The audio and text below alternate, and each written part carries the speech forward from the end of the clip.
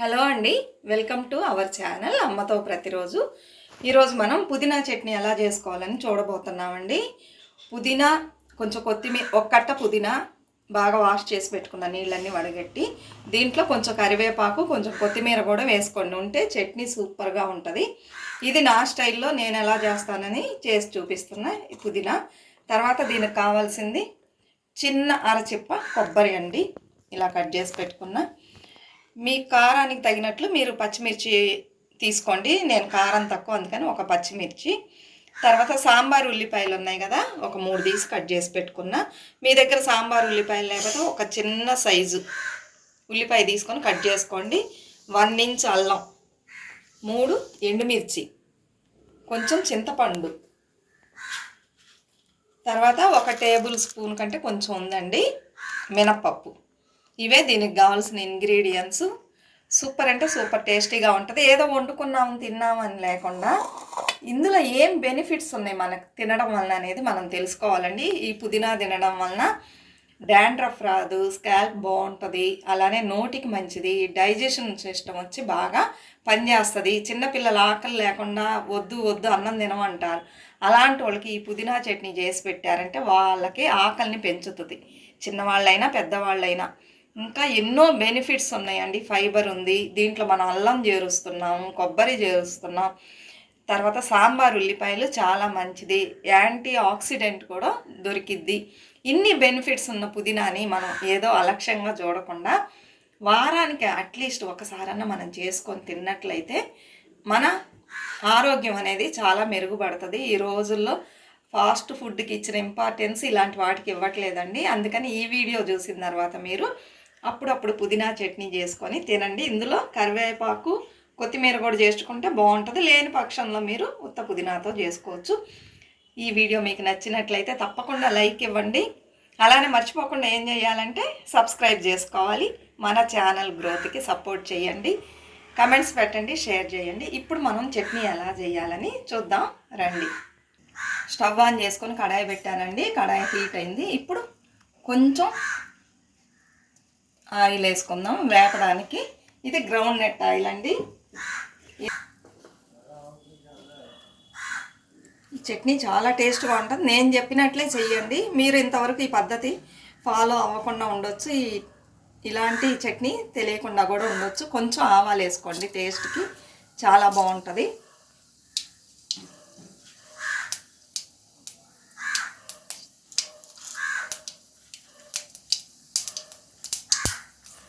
ఆవాలు వేగగానే మనం మినప్పప్పు వేసుకుందామండి.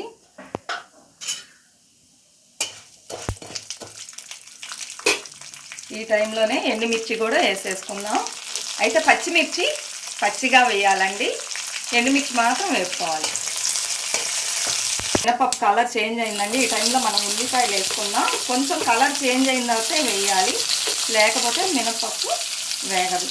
అల్లం కూడా వేసేసుకుందామండి. ఈ మూడింటిని కొంచెం వేపాలి.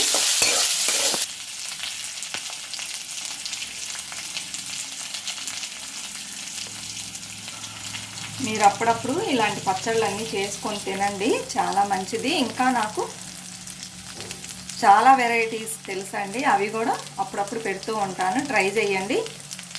ట్రై చేసి నచ్చినట్లయితే ఫాలో చేయండి.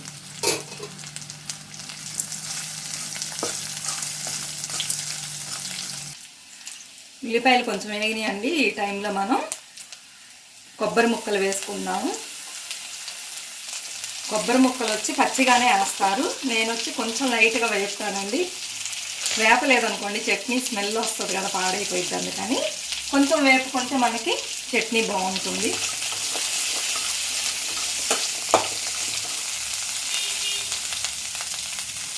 ఇప్పుడే మనం చింతపండు ఇంత తీసుకున్నానండి, కడిగి శుభ్రంగా పెట్టుకున్న చింతపండు. కడగకుండా వేయకండి, ఇసుకుంటుంది. ఇప్పుడు దీన్ని కూడా ఇందులోనే వేసి మనం వేపేద్దాం.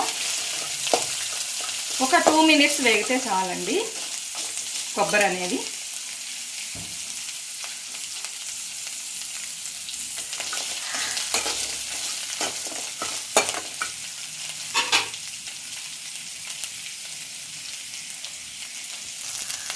పుదీనా చట్నీ మీకు కోల్డ్ ఎక్కువగా ఉందనుకోండి, ఆ టైంలో తిన్నట్లయితే కోల్డ్ కూడా తగ్గిపోతుంది, అలర్జీ లాంటివి కూడా రావండి. ఇన్ని బెనిఫిట్స్ ఉన్న పుదీనాని అప్పుడప్పుడు తప్పకుండా చేర్చుకోండి.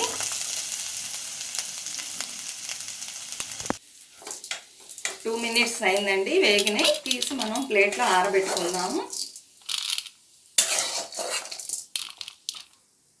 బాగా ఆరాలండి, ఆరిన తర్వాత మనం చట్నీ రెడీ చేసుకుంటాం.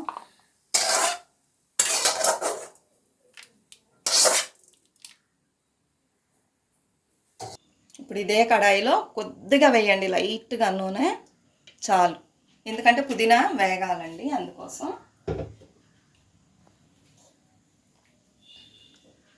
ఇప్పుడు శుభ్రంగా కడిగి పెట్టుకున్న పుదీనా, కొత్తిమీర, కరివేపాకు ఇందులో వేసుకుందాం. టోస్ట్ ఎక్కువగా ఉంది కదండి, వేపితే కొంచెం అవుతుంది.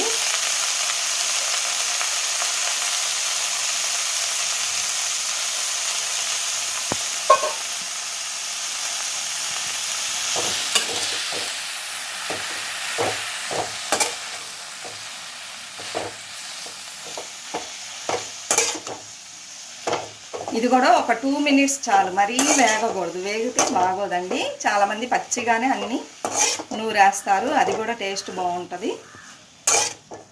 ఇది మేము రైస్లో తింటాము, ఇడ్లీలోకి కూడా తింటాము. ఇడ్లీలో పెట్టుకొని తిని చూడండి, సూపర్గా ఉంటుంది. మళ్ళీ మళ్ళీ చేసుకుంటారు. 2 మినిట్స్ కంటే ఎక్కువ వేపొద్దు.